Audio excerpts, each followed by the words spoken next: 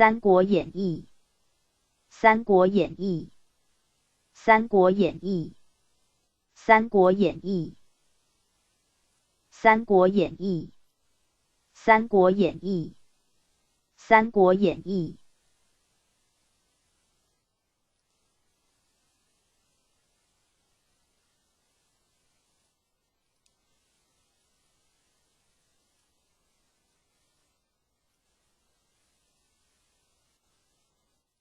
第1回，桃园结义。东汉末年，朝政腐败，再加上连年灾荒，老百姓的日子非常困苦。巨鹿人张角见人民怨恨官府，便与他的弟弟张良、张宝在河北、河南、山东、湖北、江苏等地招收了50万人，举行起义，一起向官兵进攻。没有几天，四方百姓头裹黄金，跟随张角三兄弟杀向官府，声势非常浩大。汉灵帝得到各地报告，连忙下令各地官军防备，又派中郎将卢植、黄甫松、朱俊率领精兵，分路攻打张角兄弟的黄巾军。张角领军攻打幽州地界，幽州太守连忙召校尉邹靖商议。邹靖说幽州兵少，不能抵挡，建议写榜文到各县招募兵马。榜文行到涿县，引出一名英雄，这人姓刘名备，字玄德，因家里贫穷，靠贩麻鞋、织草席为生。这天他进城来看榜文。刘备看完了榜文，不觉感慨地长叹了一声。我听身后有个人大声喝道：“大丈夫不给国家出力，叹什么气？”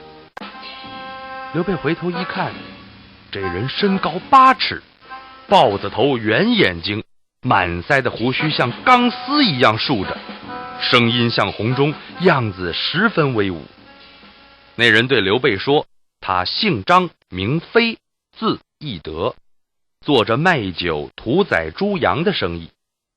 他愿意拿出家产做本钱，与刘备共同干一番大事业。刘备、张飞两人谈得投机，便一起到村口的一家酒店饮酒叙话。这时，一推车大汉进店饮酒。刘备留神一看，这人有9尺高，胸前长须飘飘，脸色好像红枣一样，长一双丹凤眼，2条卧蚕眉，相貌非常威武雄伟。刘备连忙起身，邀他过来同坐，并请问姓名。那人说：“我姓关名羽，字云长，因乡里恶霸仗势欺人，我一怒杀了恶霸，逃到外乡避难，已有5、6年了。”刘备、张飞听了都很敬佩，也将自己的志愿告诉了关羽。关羽听了也非常高兴。酒后，他们一同来到张飞的庄上，只见庄后有一座桃园，园中桃花灿烂，景色很美。第二天，3人在园中焚香礼拜，宣誓结为异姓兄弟。3人按年岁认了兄弟，刘备做了大哥，关羽第2，张飞最小，做了弟弟。3人请来铁匠打造兵器，刘备打造了双股剑，关羽打了把82斤的青龙偃月刀，张飞造了一只丈8点钢矛，个人又造了一身铠甲。他们聚集乡中壮士500多人，浩浩荡荡到涿郡去应募。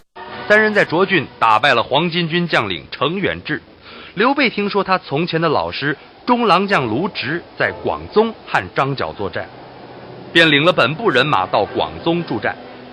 卢植令刘备3兄弟前往颍川，帮助官军作战。刘备、关羽、张飞引军连夜奔赴颍川。再说张良、张宝在颍川连胜几阵，这天正在追赶官军，忽然被一队打着红旗的队伍拦住去路。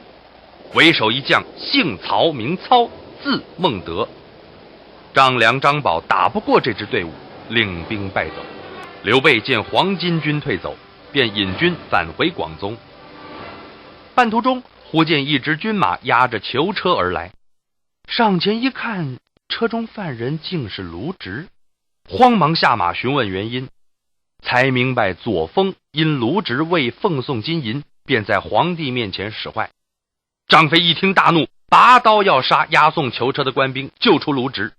刘备急忙拦阻，说朝廷自有公论。三人便一齐回涿县去。正进间，见黄巾军把董卓领导的官军杀得大败，三人冲入阵中，救出了董卓。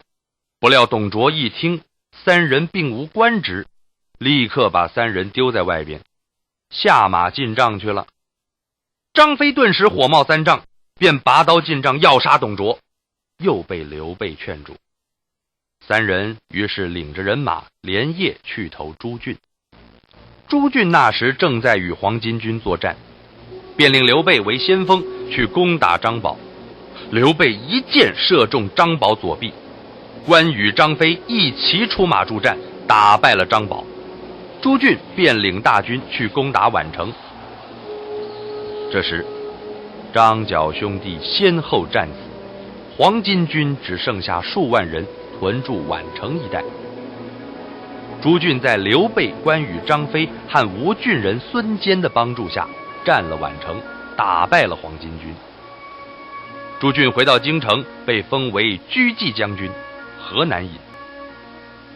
朱俊表奏了孙坚、刘备的功勋。刘备因朝中无人说情，被封为中山府安喜县县尉。不久，督邮来到安喜，刘备因没有向督邮送钱，被督邮陷害。刘备几次到馆驿求见督邮，都被看门人拦住，拒于门外。消息传到张飞耳中，张飞气得两眼圆睁，冲进馆驿，揪住督邮的头发，扯到县衙前，绑在马桩上，用柳条使劲抽打，一连打断10几根柳条，打得督邮杀猪般叫喊求饶。刘备遭督邮欺辱，便取出县尉官印，挂在督邮脖子上，弃官而去。兄弟三人依旧带了几十名亲随离开安喜县城，前往幽州投靠刘辉。